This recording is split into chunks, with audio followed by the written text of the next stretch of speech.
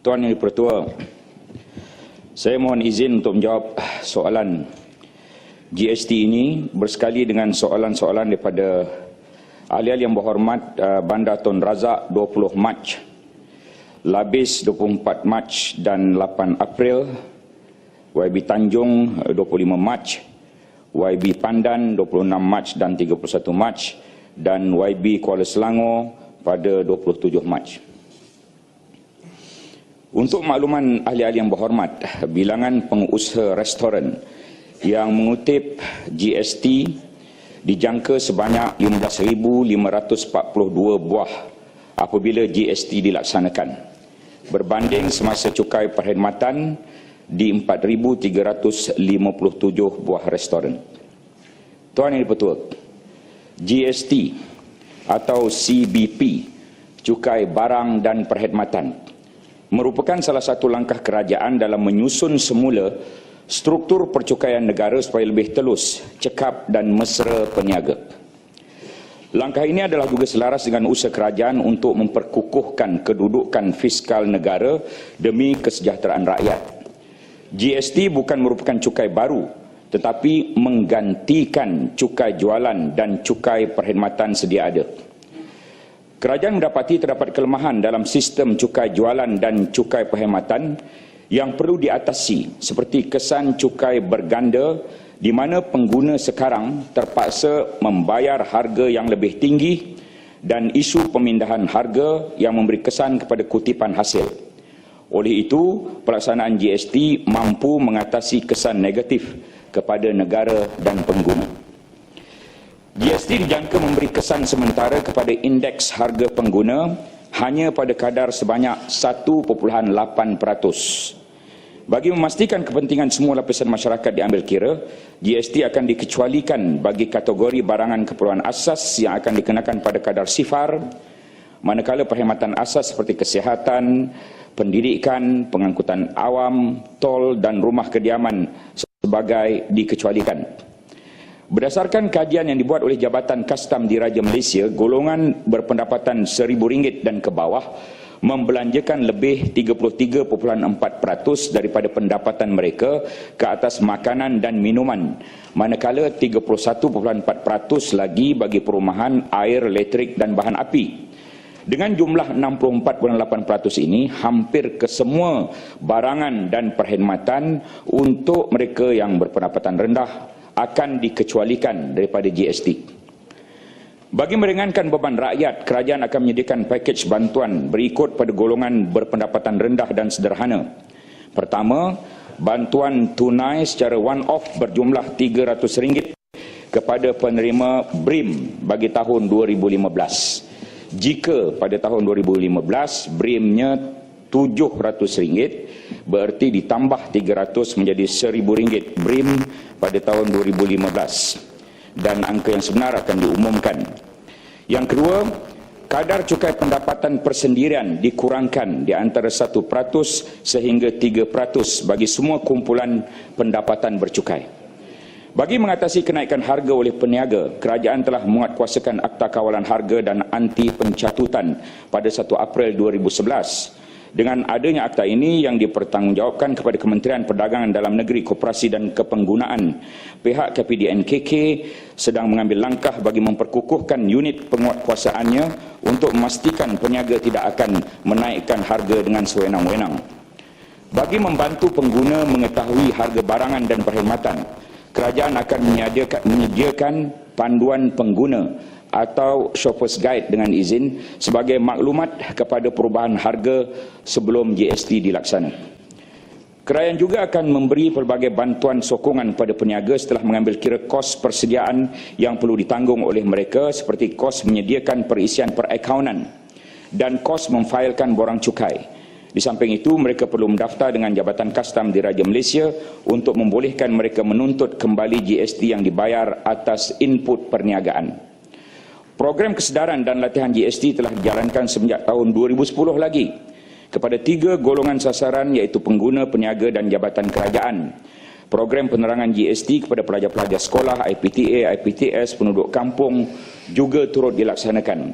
Sehingga 28 Februari 2014, sebanyak 4,967 program telah dijalankan dan dihadiri oleh 271,288 orang.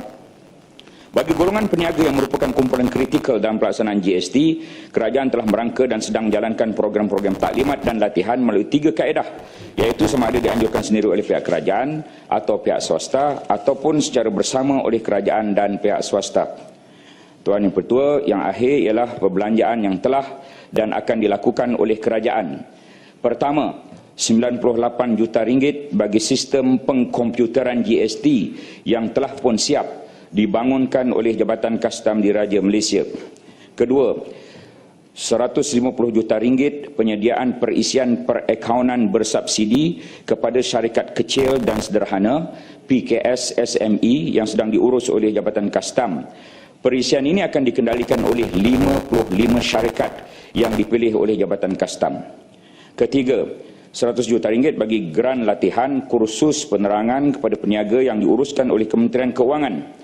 Dan yang keempat, 17 juta ringgit bagi program publicity melalui pelbagai saluran media seperti di akhbar arus perdana, televisyen, radio, billboard, melalui media sosial, blogspot, laman web, Twitter, Facebook yang diurus oleh Kementerian Keuangan. Berkenaan kos pelaksanaan GST di negara-negara lain, kos sebenar yang berbangkit adalah berbeza dan mereka tidak mendedahkan melalui terbitan rasmi. Terima kasih. Yang Amat Kulai. Terima kasih Datuk Speaker. Soalan tambahan saya. Terima kasihlah jawapan panjang lebar daripada Timbalan Menteri. Saya rasa jawapan Timbalan Menteri telah menggesahkan bahawa selepaslah GST dilaksanakan, jadi untuk rakyat jelata pergi luar makan di restoran, kosnya akan menjadi semakin tinggi kerana sekarang yang mengenakan ini cukai perkhidmatan hanyalah 4,000 buah restoran, tetapi selepas GST dilaksanakan adalah sebanyak 15,000 buah restoran yang mengikuti ini GST. Selain daripada itu, mungkinlah Menteri akan cakap kita masih bolehlah pergi ke mamak store untuk makan. Tetapi sebenarnya bil elektrik untuklah mamak store juga akan meningkat. Jadi kosnya untuk kita pergi luar untuk makan mestilah akan meningkat. Jadi saya nak tanya di sini, adakah kementerian ini buat satu kajian? Sekiranya untuk kita orang jelata, rakyat jelata kita pergi luar untuk makan, kosnya semakin tinggi. Maksudnya untuk orang yang tak mampu, kita akan kurangkan bilangan ataupun kelab karang untuk kita keluar untuk makan di luar. Jadi apa itu kesan dan impak kepada kegiatan ekonomi di negara kita? Sekiranya orang yang buat bayaran di luar atau pergi makan di luar semakin kurang, itu mesti ada satu kesan terhadap kegiatan aktiviti dan juga kepada perniagaan restoran-restoran ini dan selainnya. Jadi mintalah satu penjelasan daripada Timbalan Menteri. Terima kasih. Terima kasih Yang Berhormat. Kesan kepada ekonomi secara keseluruhan apabila GST dilaksanakan. Yang pertama, oleh kerana segala barangan yang dieksport tidak dikenakan GST, maka ekspor kita akan bertambah dan jumlah pertambahan adalah sekitar 0.5% positif. Kesan pada KDNK, keluaran dalam negara kasar, negara meningkat 0.3%. Kita telah melaksanakan impak GST kepada ekonomi. Pertanian, pemburuan, perhutanan minus 0.5%, perikanan bertambah 1.7%, pelombongan perkuarian bertambah 0.5%, perkilangan tambah 0.2%, elektrik, gas dan air tambah 0.9%, kesan positif kepada sektor pembinaan 0.5%, pemborongan dan peruncitan bertambah 0.5%, hotel dan restoran yang Berhormat tanyakan tadi bertambah 0.9%, pengangkutan, penyimpanan, komunikasi tambah 0.4%, perantaraan keuangan minus 0.1%, hartanah, penyewaan, aktiviti perniagaan tambah 0.8%, pentadbiran awam pertahanan tambah 0.2%, pendidikan minus 0.1%, kesihatan kerja sosial tambah 0.5%, perkhidmatan sosial persendirian lain 0.7%, isi rumah persendirian dengan orang bekerja tambah 1.5%, purata KDNK akan bertambah 0.3% apabila GST dilaksanakan, dan ini adalah rumusan kepada kesan ekonomi bertambah positif apabila GST dilaksanakan. Terima kasih.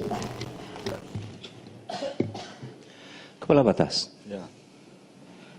Terima kasih Tuan Datuk dan terima kasih pada Yang Berhormat Timbalan Menteri atas jawapan sebentar tadi.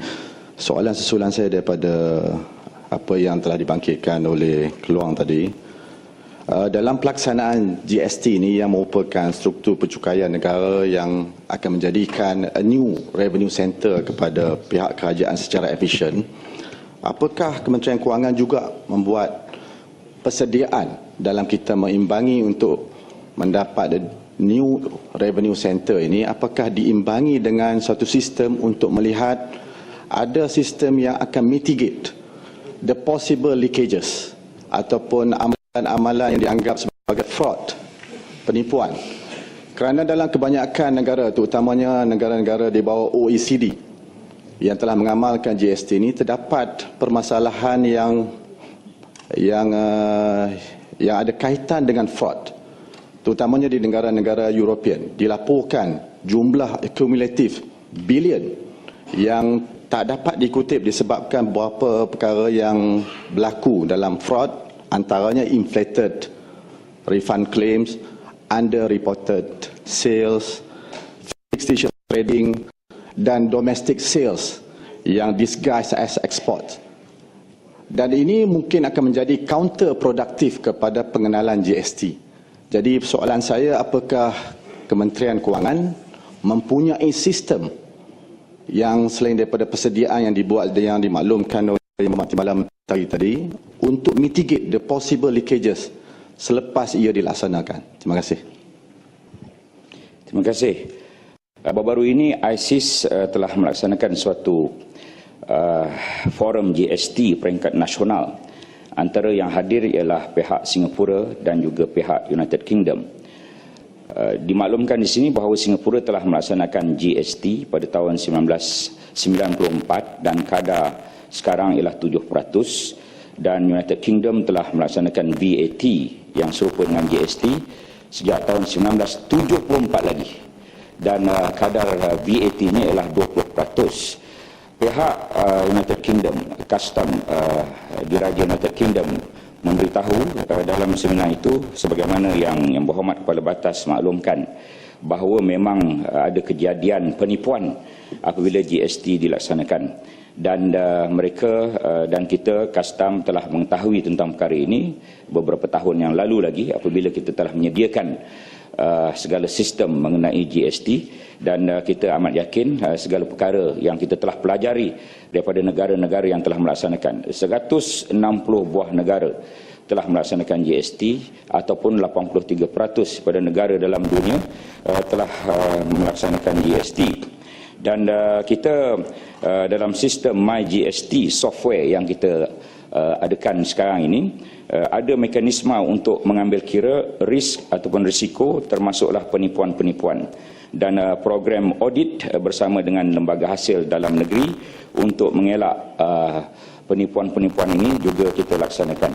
Dan tujuan GST itu sendiri adalah untuk mengurangkan apa yang dipanggil sebagai the black economy ataupun underground economy, dan segalanya ini boleh membantu secara keseluruhan menambahkan pendapatan negara.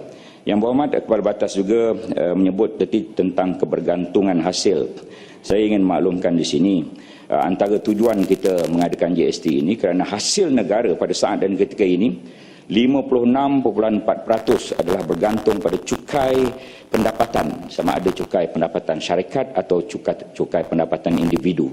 Terlalu bergantung pada cukai pendapatan ini kurang baik untuk ekonomi negara. Dan satu lagi, 32.6% hasil negara kita ini bergantung juga kepada hasil petroleum. Ini juga tidak baik untuk ekonomi pada jangka masa panjang. Itu juga antara sebab kenapa kita melaksanakan GST. Terima kasih.